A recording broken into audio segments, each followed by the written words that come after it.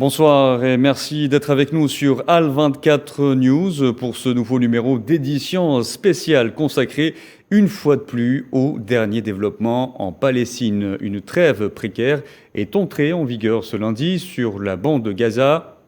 Un calme payé au prix fort, 3 jours de bombardement de l'armée sioniste sur les habitants de l'enclave palestinienne. Sous blocus, on fait 44 morts, dont 15 enfants et 360 blessés. Des dégâts matériels incommensurables sont également signalés. Ces frappes dites préventives par l'entité sioniste ont été menées initialement pour cibler des membres du djihad islamique. Et pour essayer de comprendre un petit peu plus sur ces faits, nous avons avec nous Kamal Benyounès. Bonsoir. Bonsoir. Alors, vous êtes président du Forum d'études stratégiques Ibn Rushd à Tunis. Nous tenterons également, au courant de cette émission, de joindre d'autres interlocuteurs. Alors, tout d'abord, Monsieur Benyounès, quel bilan peut-on faire aujourd'hui de ces frappes après l'entrée en vigueur de la trêve obtenue par l'Égypte? Et est-elle respectée? Malheureusement, c'est la énième agression israélienne, puisque pour un peuple occupé, il a le droit de combattre l'occupation. Mais malheureusement, ce qui se passe dans la région, c'est toujours un cercle vicieux. Il y a une combinaison de facteurs. Il y a des patriotes qui essayent de combattre. On a une bande de Gaza où il y a un peu plus de 2 millions d'habitants dans quelques dizaines de kilomètres carrés, soit un peu moins de la moitié de la surface de l'île de Gerba en Tunisie, par exemple.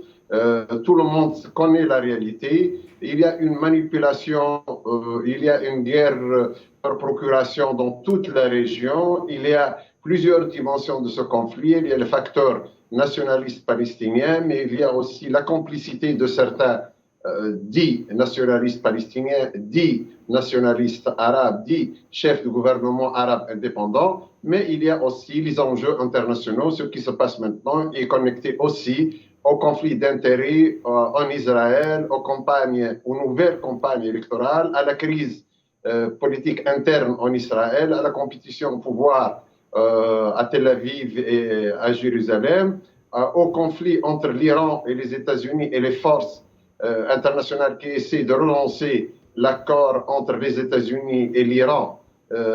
Justement, vous dites, Kamal Benyounès, qu'il y a une guerre par procuration entre qui et qui? Il y a une guerre de procuration entre l'Iran et ses alliés dans la région, c'est-à-dire y compris la Syrie, certaines forces palestiniennes, et il y a aussi des partis politiques, des forces palestiniennes et des États arabes qui font le jeu d'Israël, le jeu de certaines puissances internationales, y compris certains lobbies aux États-Unis. Donc, depuis des dizaines d'années, il y a un amalgame entre le mouvement national palestinien, le mouvement de libération dans les pays arabes, dans les pays non alignés, entre les nationalistes qui veulent pousser une politique internationale neutre, de neutralité des pays non alignés comme l'Algérie, comme le mouvement des 77, et des pays qui font l'enjeu de certaines puissances coloniales et ex-coloniales qui, on les avait tous condamné l'invasion russe en Ukraine depuis les premières heures, mais qui ferment les yeux sur ce qui se passe et ce qui se passait depuis des dizaines d'années en Palestine, à Jérusalem, à Gaza, les milliers de colons qui envahissent la mosquée pour provoquer les Palestiniens et les impliquer davantage dans des confrontations dans un rapport inégal pour justifier encore des bombardements et faire une nouvelle campagne électorale à leur façon, comme faisaient certains lobbies pour justifier de nouveaux marchés, pour vendre ou pour imposer aux Européens des milliards, et avant ça aux gens du Golfe, des milliards pour des contrats d'achat d'armes. Donc, ce qui se passe, il y a les alliés d'Israël d'un côté et leurs alliés internationaux et régionaux. Il y a le clan dit de combat pour la libération de la Palestine, pour la création d'un État palestinien indépendant avec Jérusalem comme capitale, et donc avec aussi l'agenda de l'Iran, de la Syrie, de certaines forces, ici le conflit entre la Turquie et l'Iran, les coalitions entre l'axe de Est entre Russie, Turquie, Iran d'un côté, les autres de l'autre côté. Donc, ce qui se passe il y a une confusion entre les aspirations des peuples de la région à la liberté, à la libéralisation, à la démocratisation, au développement, à la libération nationale et certaines puissances régionales qui essaient de servir leurs intérêts nationaux, soit pour vendre leurs armes ou pour essayer d'imposer un accord politique Kamal Ben pour Younes, leur propre. je vous propose de rester avec nous. Nous avons également en direct depuis les territoires palestiniens occupés Qassem Maaddi. Bonsoir. Bonsoir à vous, merci. Alors vous nous parlez des territoires à partir des territoires palestiniens occupés. Quel bilan peut-on faire aujourd'hui de ces frappes après l'entrée en vigueur de la trêve obtenue par l'Égypte? Et pouvez-vous nous confirmer toutefois si cette trêve est respectée à l'heure actuelle? Très bien, oui. Bon, d'abord, oui, exactement, ce cessez-le-feu, parce que plusieurs responsables palestiniens depuis Gaza ont bien voulu faire la distinction que ce n'est pas une trêve, c'est un cessez-le-feu, et qui est entré en vigueur depuis hier à minuit. Et jusqu'à l'heure, il a été respecté. Le bilan de ces 3 jours de frappe d'artillerie et aérienne israélienne sur Gaza est de 44 morts et plus d'une centaine de blessés. Oui. Parmi les morts, il y a presque une dizaine d'enfants et destruction de plusieurs maisons, parce qu'il y a plusieurs immeubles résidentiels qui ont été détruits. Donc ça, c'est le bilan, je commence. Et à qui profite réellement cette trêve? À l'entité sioniste ou au djihad islamique? Chacun affirme avoir obtenu à peu près ses revendications. Bon, écoutez, le gouvernement israélien, je crois qu'il a bien appris la leçon depuis la guerre de Liban de 2006, de ne pas fixer des objectifs clairs pour ne pas devoir rendre des comptes à son public. Alors, à chaque fois, il annonce qu'il a bien réalisé ses objectifs et que ça a été un succès. Mais son succès, on le voit très bien sur le terrain, c'est la banque des buts qu'il a frappé, c'est des civils surtout. Et certes, ils ont tué aussi 12 membres du bras armé du mouvement de la djihad islamique de Palestine, dont 2 commandants. Mais ça a toujours été, disons, été la règle de l'affrontement à Gaza. En termes généraux, l'objectif d'Israël, on peut spéculer, plus ou moins. D'un côté, c'était peut-être de frapper la djihad islamique en particulier, parce que la djihad islamique, depuis des mois, fait beaucoup d'efforts pour ressusciter la résistance armée en Cisjordanie, particulièrement dans le nord de la Cisjordanie. Et tout a commencé, bien sûr, comme vous l'avez sûrement vu, avec l'arrestation d'un leader local à Jenin de la djihad islamique. Et donc, cette montée de tension. Et d'un autre côté, s'ils ont voulu faire ça, oui, disons qu'ils ont tué 12 membres de la djihad islamique, mais la djihad islamique a bien riposté et a refusé la première proposition de cessez-le-feu. Puisque vous évoquez ce mouvement, Qassem Maaddi, on l'a vu, ces bombardements barbares, même s'ils sont indéfinissables, car ciblant des enfants et des femmes, ont été motivés par l'agresseur sioniste, par l'élimination de quelques membres du djihad islamique. Pourquoi ce mouvement inquiète aujourd'hui l'entité sioniste, jusqu'ici ciblée plutôt des membres du Hamas? Bon, d'abord, il y a un problème majeur, disons, dans la couverture médiatique du conflit en Palestine, parce que la djihad islamique a toujours fait partie de ces affrontements. Ses leaders ont toujours été ciblés. Son fondateur a été assassiné par le Mossad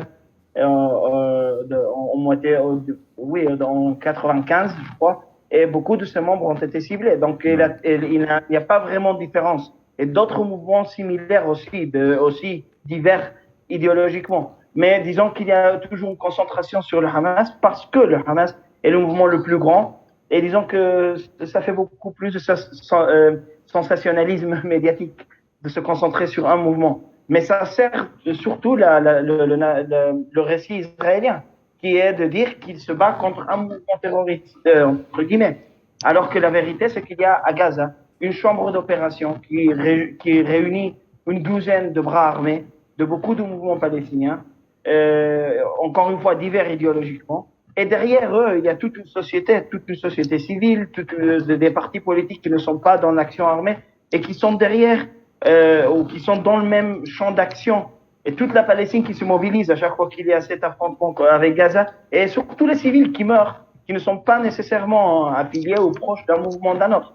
C'est-à-dire que la réalité, c'est qu'Israël ne se bat pas contre un mouvement, ou deux mouvements, ou trois mouvements. Israël se bat contre un peuple. C'est la réalité qu'il veut cacher. Oui. Et cibler les membres du Hamas puis ceux du djihad islamique, est-ce une stratégie pour diviser ou dissuader les mouvements de résistance palestiniens selon vous?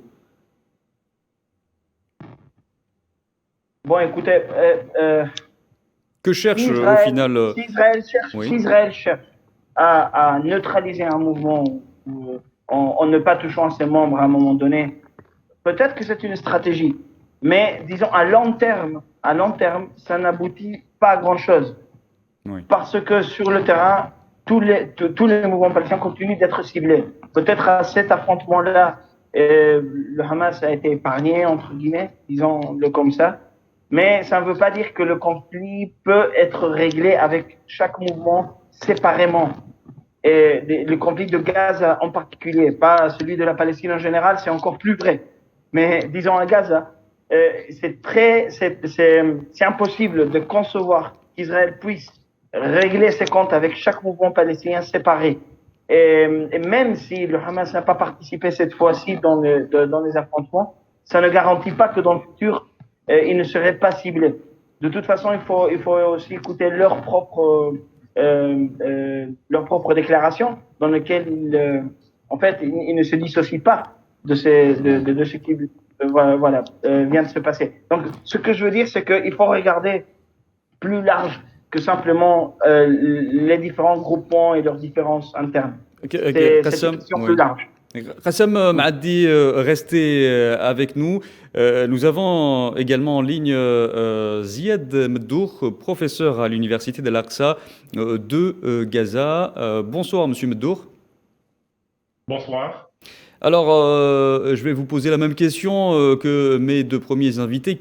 Vous qui êtes sur place, quel constat, quel premier bilan faites-vous des frappes israéliennes de l'entité sioniste sur la bande de Gaza après l'entrée en vigueur de la trêve?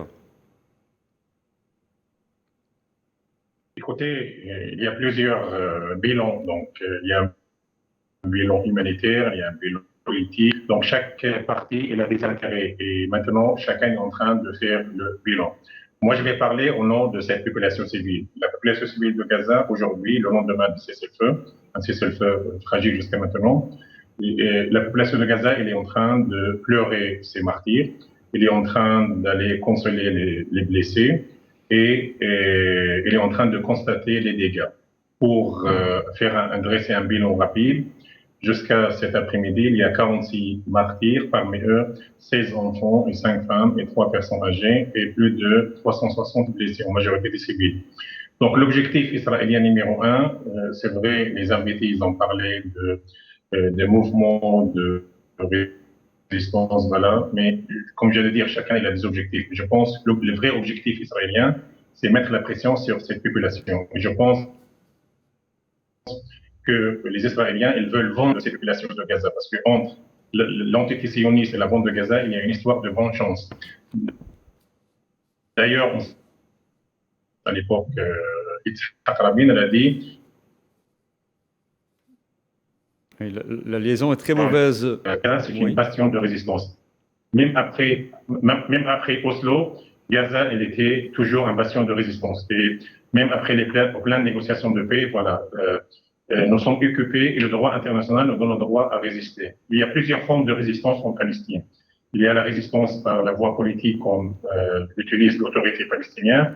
Il y a la résistance militaire et armée qui est légitime, prônée par les factions de résistance. Il y a la résistance par la non-violence, la résistance par l'éducation, la résistance populaire. Mais pour Gaza, l'entité sioniste, il a lancé plusieurs offensives militaires en 2009, 2012, 2014, 2021 et actuellement 3 jours d'horreur absolue, mais elle n'a pas réussi. L'objectif israélien, c'est mettre la pression, surtout briser la volonté, même si le prétexte, c'est cibler le Hamas, le djihad, mais le vrai objectif, c'est mettre la pression sur cette population. Une population, 2 millions d'habitants qui vivent dans une prison à ciel ouvert, mais une population qui a décidé de rester, de ne pas partir. Rester où? À côté des ruines de ces maisons. Donc, malgré les bombardements, les attaques, les mesures atroces, le blocus, la fermeture de passage, les Palestiniens de Gaza, ils sont toujours là. Ils ont décidé de rester. Si on va faire une comparaison avec la Libye, la Syrie et autres pays, l'Irak, tout le monde a quitté, comme l'Ukraine aujourd'hui. Oui. Mais les Palestiniens de Gaza, malgré donc toutes les mesures atroces, malgré donc les bombardements intensifs, ils ont décidé de rester. Et d'ailleurs, je vais faire une comparaison rapide entre quand il y a une roquette palestinien, lancée contre une colonie israélienne, personne dans la rue. Mais quand une bombe tombe dans une maison, tout le monde vient pour aider les secouristes, comme vous voyez sur les images. Donc, vous voyez un peu, donc c'est ça la force des Palestiniens, c'est leur solidarité, leur attachement à la terre, leur résilience. Et c'est ça qui fait peur aux Israéliens. Même le bilan est très lourd, mais les Palestiniens de Gaza sont confiants. C'est ça l'aspect le plus fort pour les Palestiniens. C'est une population forte, c'est une population confiante. Et c'est ça, malgré toutes les mesures atroces, les Palestiniens de Gaza sont toujours confiants et espèrent toujours une solution politique. Monsieur Beddour, je rappelle à nos téléspectateurs qui nous regardent que vous êtes avec nous depuis la bande de Gaza. On a annoncé l'ouverture de quelques points de passage vitaux pour les habitants de Gaza. Confirmez-vous l'information?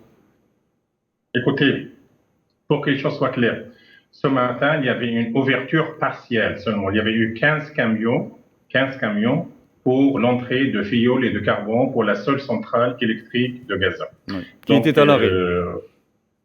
Voilà, elle était à l'arrêt depuis 5 jours parce qu'avant l'agression, il y avait une fermeture totale. Pour que les choses soient claires, parce que malheureusement, les médias occidentaux, ils courent derrière les propagandes israéliennes qu'il y avait une ouverture. C'est pour cela que nous cherchons à confirmer l'information avec vous. Voilà, merci. Donc, heureusement qu'il y a des chaînes objectives comme le vôtre. Voilà. Donc, moi, depuis le début de cette agression, je suis en direct 2-3 fois par jour avec la chaîne la chaîne 3 radio algérienne. Donc, je fais confiance à vous parce que vous êtes une chaîne pas seulement pro-palestinienne, mais une chaîne objective. Donc, qu'est-ce qui s'est passé actuellement aujourd'hui? Il y avait une ouverture partielle d'une seule pointe de passage pour l'ouverture, pour l'acheminement seulement du carburant, des fioul. Donc, ouverture de seulement un seul point de passage? Non, il y avait deux points de passage pour les marchandises, mais aujourd'hui, demain, peut-être, il y aura une ouverture pour l'autre point de passage pour l'entrée de marchandises, mais pour aujourd'hui, il y avait une ouverture partielle. Mais j'aimerais bien dire une chose très importante. Nous, le plus important, c'est pas l'aspect humanitaire qui compte, même si les besoins sont énormes. Les Palestiniens de Gaza, ils ont une capacité à patienter, à supporter l'insupportable. Le plus important, nous, c'est pas l'ouverture de passage. Nous, tant que le problème de fond, ils sont pas réglés, c'est-à-dire le blocus, la fermeture de passage, les attaques et les mesures, et les restrictions contre les pêcheurs, contre les paysans. Donc, les Palestiniens cherchent une solution politique. Entre 2009 et 2021 et même 2022, il y a toujours des agressions, tous les 2 ans. Tant que ces problèmes de fond ne sont pas réglés, il y aura sûrement des attaques, des offensives et des bombardements israéliens. Les Palestiniens, voilà, et c'est ça le problème de la médiation égyptienne.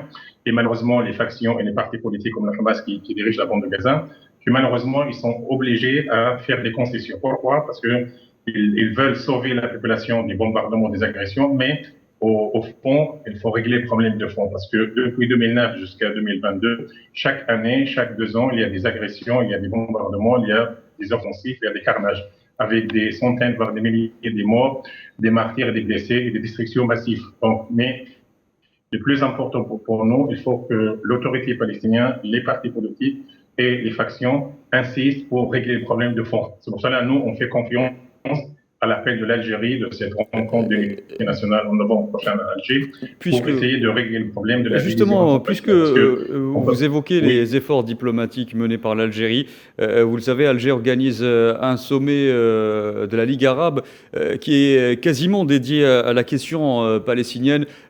Quelles sont les attentes des Palestiniens aujourd'hui de ce sommet? Écoutez, pour que les choses soient claires, d'une façon objective, les Palestiniens ils font confiance à l'Algérie. Auparavant, il y avait des ports en Arabie Saoudite, en Turquie, avec les jeunes, avec les Palestiniens, tout le monde. Oui. Voilà, donc la liaison, je vous le rappelle, est très, très, très mauvaise. Nous avons beaucoup de mal à joindre Ziad Meddour, qui, je vous le rappelle, se trouve à la bande de Gaza. Donc, nous allons tenter de le joindre à nouveau dans quelques instants. Retour à Qassam Maadi. Est-ce que vous m'entendez? Oui, je vous entends très bien. Alors, nous évoquions tout à l'heure les multiples formes de provocation des colons, notamment. On constate depuis le début de l'année une recrudescence des provocations sionistes, notamment à travers des incursions à l'enceinte de la mosquée d'Al-Aqsa. Le règlement de la question palestinienne se passerait pourtant bien de ces provocations, ne le pensez-vous pas? Bon, écoutez, ce qui se passe à Al-Aqsa n'est pas dissociable de ce qui se passe à Jérusalem en général. C'est-à-dire, on tente parfois de présenter ce qui se passe à Al-Aqsa comme l'affaisance des groupuscules, des colons fanatiques ultra-religieux. Alors que oui, en partie c'est vrai, ce sont ceux qui mènent ces incursions dans le lieu sacré, dans le troisième lieu sacré de l'islam, mais ils font partie intégrale de la stratégie de l'État d'Israël. C'est-à-dire que dans le plan de développement de la mairie d'Israël, Jérusalem 2022, il est déclaré explicitement comme un but clair et voulu et déclaré de changer la démographie de la ville pour qu'il y en ait en 80% et 80 quelques % de juifs. Ça veut dire qu'il faut à tout prix. Et qui adhère aussi parfaitement à la politique de colonisation, avec la construction de colonies notamment. Bien sûr, c'est de la colonisation pure et parfaite, ce n'est rien d'autre. Et ça veut dire que dans la ville, dans le combat pour la ville, quotidien pour la ville, il faut absolument prendre les espaces publics aux Palestiniens, qui servent aux Palestiniens pour vivre, pour faire une ville vivante d'eux-mêmes. Et ça veut dire que la place de la porte de Damas, il faut toujours la militariser et harceler les Palestiniens pour qu'ils ne seront pas. C'est le seul espace, en fait, après Al-Aqsa. Et il faut aussi envoyer ce colon fanatique pour qu'il essaye de mettre la main sur Al-Aqsa. Mais ça se relie avec d'autres choses qui se passent de façon quotidienne.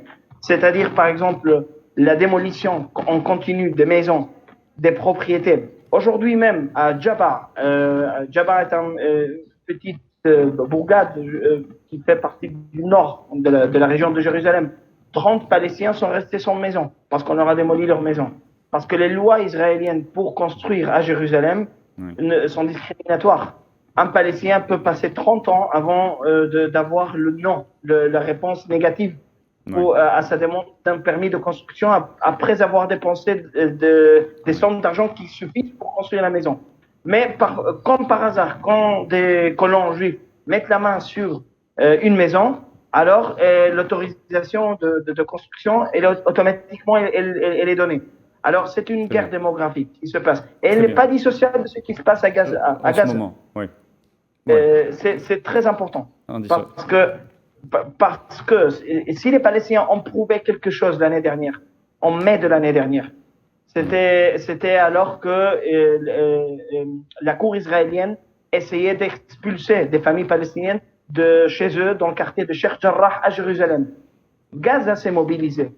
Et quand Gaza s'est mobilisé, c'était après que les Palestiniens à l'intérieur du territoire occupé en 1948 cette union qui dérange tant l'entité sioniste, monsieur Maadi. Exactement. Et c'est la raison pour laquelle aujourd'hui, l'occupant israélien essaye de, encore une fois, fragmenter, prendre chaque Palestinien de côté. Et c'est un peu, si vous voulez, c'est l'enjeu central du conflit à l'heure actuelle. Justement, nous allons retourner à présent à Kemal Ben Younes qui nous a rejoint en tout début de cette première partie d'émission. Kemal Ben Younes, on l'a vu, le djihad islamique est particulièrement ciblé lors de ces derniers raids de l'aviation sioniste. Pourquoi ce mouvement dérange-t-il autant aujourd'hui ? Non, la stratégie coloniale a été la même des colons des pays, des forces qui occupent les pays d'autres pays. C'était la stratégie anglaise du début du XXe siècle, diviser pour régner. C'était la même stratégie des colons français en Afrique du Nord. Au début, pour retourner à la Palestine, on disait on allait combattre les factions connectées aux frères musulmans dans les années 50, puisque Yasser Arafat et la majorité des leaders palestiniens étaient connectés aux frères musulmans qui étaient influents en ce moment en Égypte et dans le monde arabe. Puis, après l'alliance entre les frères musulmans et le roi Hussein de Jordanie, il y a eu une scission, puis on a combattu les gens qui s'étaient connectés aux frères musulmans avec une alliance avec la gauche, puis on a frappé la gauche socialiste, communistes, etc. On dit on frappe seulement les communistes, puis on frappe seulement Fatah, puis on frappe seulement Hamas, puis on frappe seulement Hezbollah. C'est pour diviser. Maintenant, le président palestinien, Mahmoud Abbas, et les leaders palestiniens qui sont à Ramallah et qui sont théoriquement les chefs de tout le peuple palestinien, devraient prendre leur voiture et se diriger en masse vers Gaza, vers la bande de Gaza, même s'ils sont empêchés avec leurs soi-disant chefs de gouvernement, les ministres, etc., se diriger vers Jérusalem, se diriger vers Gaza en masse avec centaines. C'est pas rester dans la Cisjordanie et voir. C'est peut-être aussi ce que veut l'entité sioniste. Non, c'est pas. Eux, ils laissent l'impression qu'ils sont d'accord avec ce qui se passe, que la guerre n'est pas avec l'OLP, n'est pas avec l'autorité palestinienne, c'est seulement avec une faction. C'était le Hamas, maintenant Jihad, c'était le Hezbollah. Non, ils devraient faire un jeu. Si Arafat est présent, on l'avait dit plusieurs fois lors des attaques, des agressions israéliennes précédentes, il aurait dû prendre son cortège et aller à Gaza pour dire moi je suis le peuple, le président du peuple palestinien en 2009. Mais ce qui se passe aussi pour les chefs d'État arabes, au lieu de chercher un cessez-le-feu, ils devraient normalement s'adresser directement à l'Égypte, aussi bien pour l'Égypte, la Jordanie, ouvrir leurs frontières. Très bien. Kemal Ben Younes, si vous le permettez, nous retournons à Gaza pour retrouver Ziad Meddour de nouveau. Nous avons été coupés, la liaison était très mauvaise avec Ziad Meddour. Est-ce que vous m'entendez ? Oui, ça va. Donc, nous évoquions tout à l'heure les efforts de paix menés par Alger à travers l'organisation notamment du prochain sommet de la Ligue arabe en novembre prochain, le 1er novembre prochain à Alger. Ma question était quelles sont justement les attentes des Palestiniens de ce sommet ? Écoutez, les Palestiniens font confiance aux efforts de l'Algérie. Donc, comme je viens de dire au début, il y avait des pourparlers, parce qu'avec la division interpalestinienne, il y avait des pourparlers pour unifier donc, les efforts des partis palestiniens. Il y avait des pourparlers en Turquie, en Égypte, en Qatar, en Arabie Saoudite, ils ont été échoués. Mais cette fois-ci, les Palestiniens, notamment les Palestiniens de Gaza, parce qu'ils sont les plus touchés par la division et les conséquences de blocus sur leur vie quotidienne, ils font confiance aux efforts du président algérien Abdelmadjid Tebboune, aux efforts de la direction algérienne pour unifier de nouveau les rangs partis politiques. Et je pense que cette nouvelle agression israélienne, c'était une occasion pour les Palestiniens pour revenir à l'unité nationale, pour laisser tomber donc la division. Parce que les divisions, il faut dire les choses telles qu'elles sont, c'est une honte. Ils freinent un peu, il donne l'occasion aux sionistes d'agresser Gaza, d'agresser Jérusalem, de demander aux D'ailleurs, c'est quasiment le thème même de ce sommet, c'est revenir, c'est de revenir, c'est d'unifier plutôt les factions palestiniennes. D'ailleurs, des efforts sont également menés dans ce sens en prélude du sommet par Alger. Oui, bien sûr, il y avait une rencontre avant ce sommet par l'Algérie, donc fin octobre, pour une rencontre entre les partis politiques. Mais votre collègue, elle a dit une phrase très importante. Maintenant, les dons ont changé. Après l'assassinat de Yasser Arafat en 2004, donc par l'entité sioniste, je pense que les Palestiniens, ils ont besoin d'unifier leurs efforts. Le problème que les partis palestiniens, ils ont laissé les autres pays arabes introduire dans les affaires internes palestiniennes. Donc, il y avait une tendance pour d'autres pays de se mêler dans les affaires internes. C'est pour cela, malheureusement, les partis palestiniens maintenant, quelquefois, il faut dire les choses telles qu'elles sont, d'une façon très objective, reçoivent l'ordre de gauche et de droite. À l'époque, Yasser Arafat unifiait les efforts et il ne permettait pas, comme il a dit le collègue, aux Israéliens sionistes d'attaquer Gaza. Mais le problème maintenant, il y a la division interpalestinienne et donc c'est facile pour l'entité sionistes d'attaquer Jénine, Jérusalem et Gaza sans avoir le soutien d'autres partis politiques. Pour cela, nous oui. Voilà, donc avons confiance oui. prochain, soit la réunion spéciale pour les factions palestiniennes, soit la réunion pour les Arabes, donc arrivera à trouver une solution pour la division et trouver pour l'unité nationale palestinienne. Ziad Meddour, je vous remercie d'avoir participé à cette première partie d'émission. Je rappelle que vous êtes professeur à l'université d'Al-Aqsa de Gaza. Merci encore une fois, malgré toutes les difficultés, d'avoir accepté notre invitation. Je remercie également Qassem Maadi, qui est journaliste palestinien. Monsieur Maadi, vous m'entendez ? Merci à vous. Merci d'avoir accepté une fois de plus notre invitation. Alors, nous avons pour cette deuxième partie d'émission la participation de René Naba, journaliste et directeur du site madania.info. Bonsoir. Bonsoir. Nous aurons également la participation de Jacob Cohen, politologue. Bonsoir. Jacob Cohen, que nous tenterons de joindre au courant de cette deuxième partie. Alors, on commence avec vous, René Naba. Alors, que pensez-vous de la trêve qui est entrée en vigueur et qui a été obtenue par l'Égypte? Pensez-vous d'abord qu'elle a été bien négociée? Va-t-elle durer et à qui profite-t-elle? Attendez, ça, c'est une trêve très tangentielle parce que le djihad islamique a accepté les bons offices de l'Égypte, sous réserve, mais il l'a déjà dit aux Égyptiens, de la libération de deux dirigeants du djihad islamique, Bassam al-Saadi et Khalil Aouda. Ça, c'est une garantie égyptienne. Israël n'a pas encore souscrit. Justement, permettez-moi juste de souligner un point, parce qu'on l'a vu, elle étonnerait presque cette trêve, j'ai envie de dire, puisque tout d'abord, l'entité sioniste a annoncé vouloir mener des opérations d'envergure et donc qui allaient durer. On est presque étonné par la facilité avec laquelle cette trêve a été obtenue. Êtes-vous du même avis? Voilà ce qui s'est passé. Ils avaient atteint leurs objectifs. Ils voulaient juste... En fait, l'opération pour Gaza, c'est une opération triangulaire. Vous savez, il y a un proverbe arabe qui dit « Je parle à ma belle-fille pour que ma voisine comprenne. »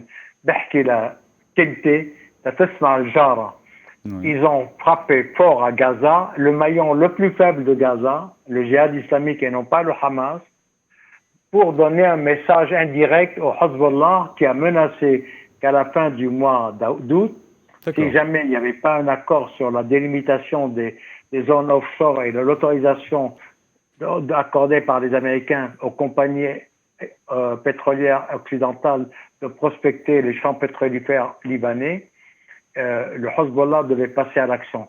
Il menaçait de détruire les plateformes installées en Israël et même au-delà du Karish. Donc c'était une opération contre le maillon le plus faible à Gaza, le djihad islamique, pour faire entendre un message. Plus faible militairement?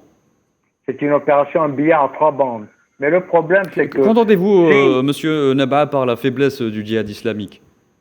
Mais c'est une petite organisation par rapport au Hamas. D'accord. Franchement. Donc en termes de capacité de frappe. À l'actif, d'abord, c'est une victoire psychologique, je voulais le dire vers la fin.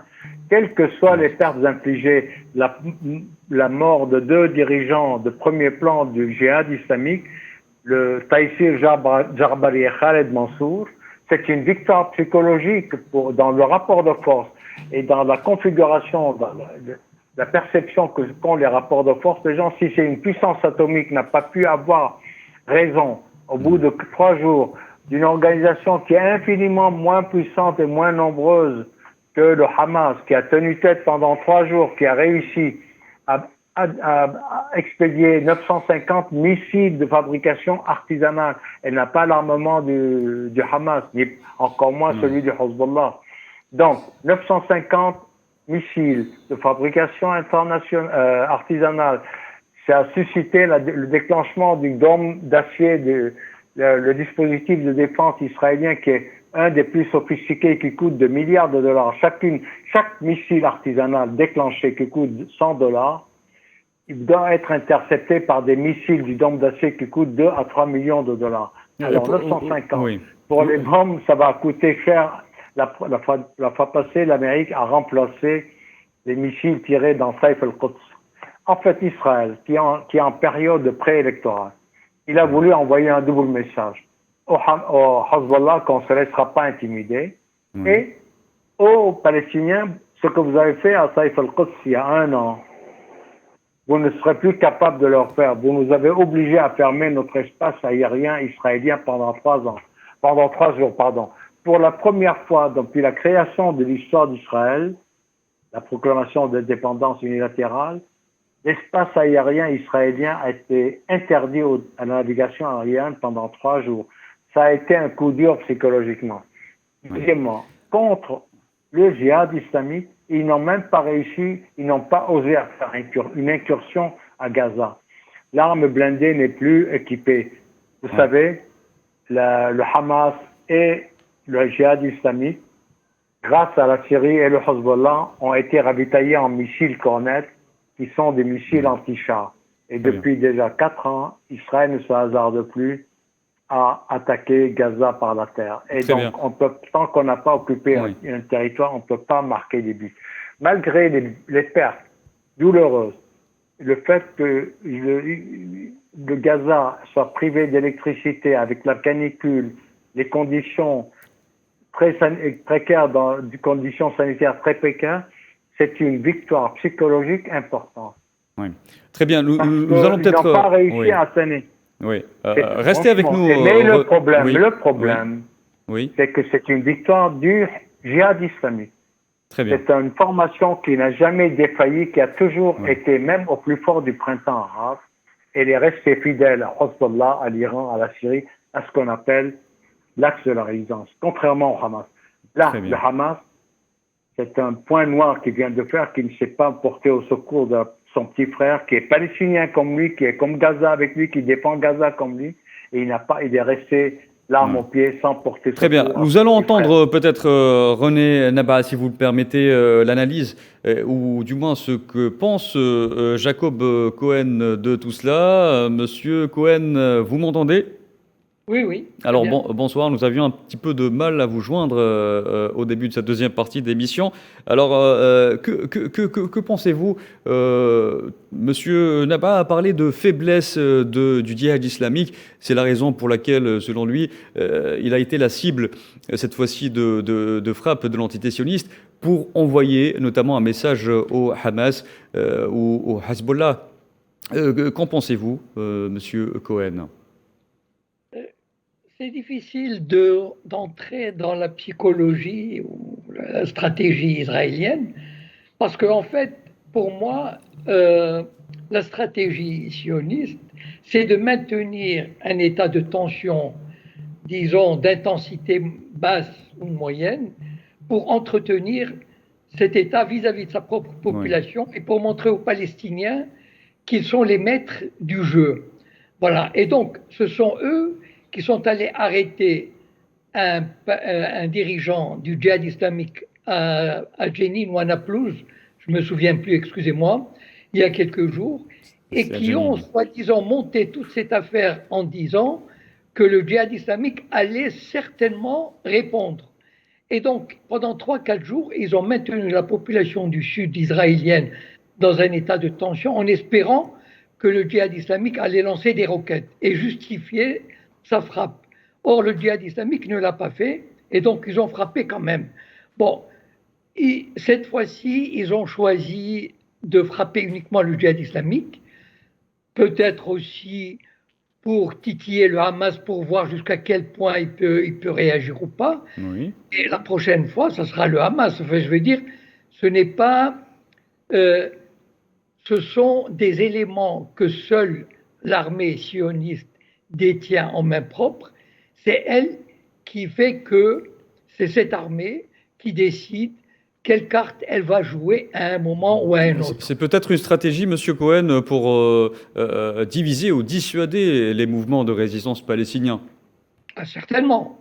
Certainement. Ça veut dire qu'aller chercher le djihad islamique déjà en Cisjordanie, c'est déjà un moyen de lui dire, et d'ailleurs, ce n'est pas la première fois qu'ils arrêtent un chef. Il y a eu pratiquement depuis quelques mois, c'est non-stop des incursions à Jenin et à Naplouse pour dire à la résistance palestinienne, la résistance palestinienne, que vous n'avez aucune chance, nous savons où vous êtes, nous allons vous chercher, et ce n'est pas la police palestinienne qui va vous protéger. C'est peut-être l'aspect de la guerre psychologique aussi qui est menée par l'entité sioniste. Bien sûr. C'est-à-dire que ces résistants, ils montent des organisations de résistance qui probablement sont surveillées, etc.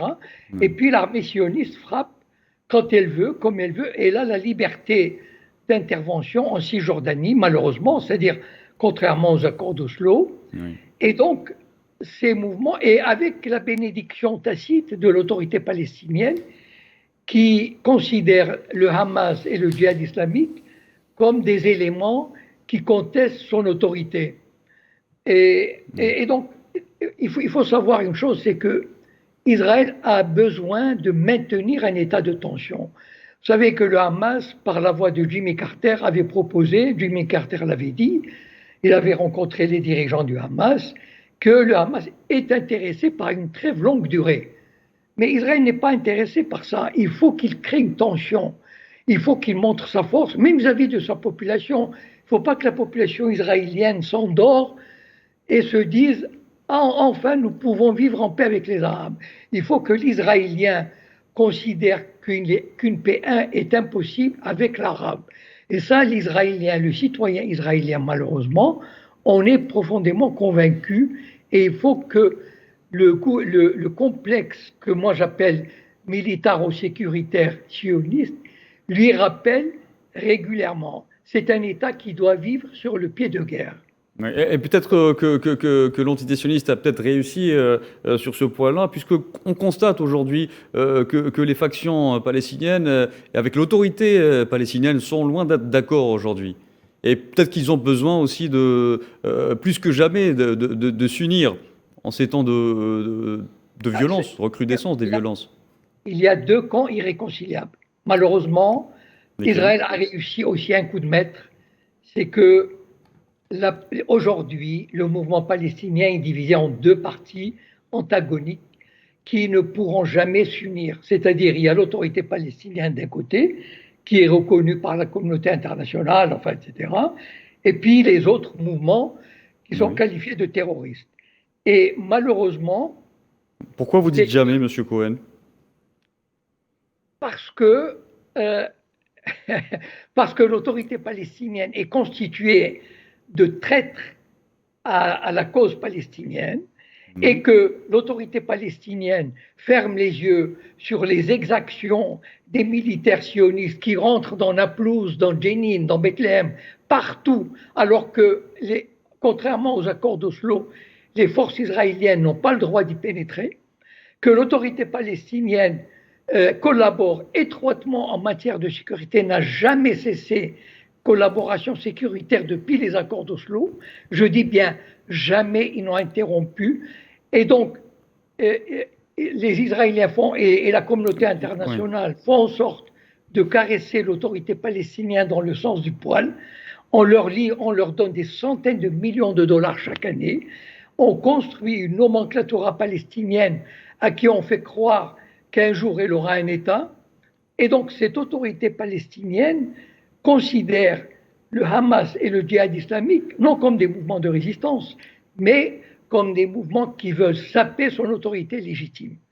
Et donc, malgré toutes les tentatives, d'ailleurs, concrètement, toutes les tentatives qui ont été faites de s'unir ont échoué.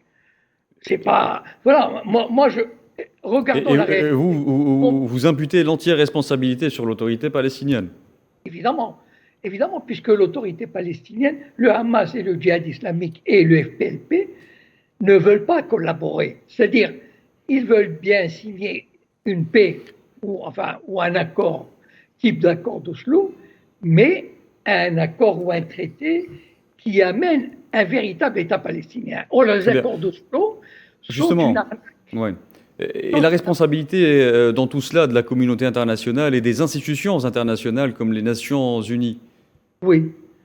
C'est-à-dire, les institutions internationales. Les accords d'Oslo, justement, sont garantis par des textes votés par la communauté internationale. Non, mais c'est la preuve, c'est une arnaque. C'est-à-dire, vous savez, Israël respecte les accords d'Oslo, grosso modo. Mais que disent les accords d'Oslo? Très bien. Que disent les accords d'Oslo? Qu'a obtenu Yasser Arafat, il avait demandé les frontières, les futures frontières, on lui a dit plus tard. Al-Quds, plus tard. Les implantations, plus tard. Donc, vous savez que même les implantations, je vais peut-être vous surprendre, les colonies, à 90% sont légales. Les colonies sionistes. Explication. Voilà. Une explication s'impose, Jacob Cohen, parce qu'ils sont condamnés par l'ensemble de la communauté internationale et institutions. Non, comment dire, l'installation des colons en Cisjordanie se fait sur 90% de ces implantations sont faites sur la zone A, c'est-à-dire, ou la zone C, c'est-à-dire l'autorité palestinienne, Yasser Arafat a fait un très beau cadeau à Israël au moment de la signature des accords d'Oslo, a accordé la souveraineté totale et absolue de 60% de la Cisjordanie. On notera donc ce point de vue-là, donc pour vous faire chasser des familles de leur maison illégale. Nous allons voir ce qu'en pense René Naba. Vous m'entendez? Oui, je vous entends. Mais on s'est égaré un peu du sujet là, parce que pourquoi il y a eu une trêve, c'est ça qui m'intéresse, moi. Oui. C'est ça qui m'intéresse. Pouvez-vous nous éclairer justement sur ce point précisément? Pourquoi il y a eu une trêve? Parce qu'Israël redoute qu'il y ait une nouvelle jonction des territoires entre et que la population palestinienne habitant à l'intérieur des frontières d'Israël se refasse comme le coup de l'unification des combats, que Nazareth, Saint-Jean d'Arc, les Palestiniens vivant dans ces zones-là, dans ces villes mixtes, se soulèvent comme la fois passée, ça s'est passé en mai 2021. Et ils redoutaient trop la jonction des Sahat al-Qital, les zones de combat, comme on dit en arabe. Oui. Donc, ils ont voulu arrêter au plus vite. Mais rien ne dit que si jamais le djihad islamique n'obtient pas satisfaction sur la libération de ses dirigeants, d'autant plus ça a été une opération pleine de fourberies, alors que rien ne le s'est pas. Ils ont attaqué d'emblée la Jenin pour capturer l'un des dirigeants. Donc, je pense que la trêve est très fragile et les hostilités peuvent reprendre à tout moment. D'autant plus que cette flambée de violence vient rappeler à la face du monde qu'il n'existe pas que l'Ukraine et que dans ce domaine précis, on revient au double standard, à la politique des 2 poids 2 mesures. Là. Malheureusement, c'est rappelé d'une manière tragique. Sans occidental, condamner la brutalité, les attaques contre les civils, l'usage l'usage contre les cibles civiles il y a eu pas mal, quand même, une dizaine de femmes qui ont été tuées et des enfants. Donc, c'est pas uniquement des objectifs de guerre. Bah, on l'a constaté. Vous savez, le crédit moral à chaque attaque israélienne contre Gaza, avec les abus qu'elle entraîne, ça entraîne une forme de désaveu et de discrédit d'Israël. Donc, on est dans de plus en plus, certains disent on a affaire à une armée d'occupation et non seulement un état d'apartheid, mais aussi une armée d'occupation. Très bien. Monsieur Naba. Le crédit moral, la bataille psychologique et morale est en train de tourner en défaveur d'Israël. Monsieur Naba, le Conseil de sécurité se réunit aujourd'hui autour des développements survenus justement dans la bande de Gaza. À quoi faut-il s'attendre? Ou faut-il s'attendre à quelque chose? Oui. Moi, je ne me fais aucune illusion sur le Conseil de sécurité. Il va de soi qu'on ne va pas condamner Israël en pleine campagne électorale, alors qu'on est à 2 mois des élections à demi-terme aux États-Unis. Pensez donc que l'Amérique ne va pas condamner Israël. Tout au plus, elle fera un ensemble de vœux pieux, condamnant le recours à la violence, appelant aux gens à faire de la preuve de retenue. C'est des wishful thinking, il y a des vieux pieux qui ne mangent pas de pain. Mais le problème, c'est que cette affaire-là, cette flambée de violence, dénonce la duplicité de l'Occident. Tout le monde s'est emballé pour l'Ukraine lorsqu'il y a eu les opérations qui ont eu lieu. Et maintenant, tout le monde reste dans l'indifférence quasi générale. Malheureusement, je suis obligé de vous interrompre, monsieur René Naba. Cette émission touche malheureusement à sa fin. Merci d'avoir participé à notre émission. Je vous rappelle que vous êtes journaliste et directeur du site madania.info. Je remercie également Jacob Cohen qui est politologue. Jacob Cohen, peut-être un dernier mot avant de nous quitter? Malheureusement, vous savez, le sentiment que j'ai eu depuis cette attaque, c'est l'écœurement. Parce qu'en fait, c'est un film qu'on connaît, qui va se répéter. Et qui se répète, oui. Sans fin. Et c'est terrible. Moi, ce qui m'interpelle, c'est la puissance arabe.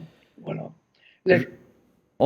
Nous vous remercions en tout cas, Jacob Cohen, d'avoir participé à cette émission et nous vous proposons de revoir peut-être ce programme sur le site de Al24 News ou à travers les différents réseaux sociaux de la chaîne en scannant le code-part qui s'affiche en bas de votre écran. Excellente soirée sur Al24 News.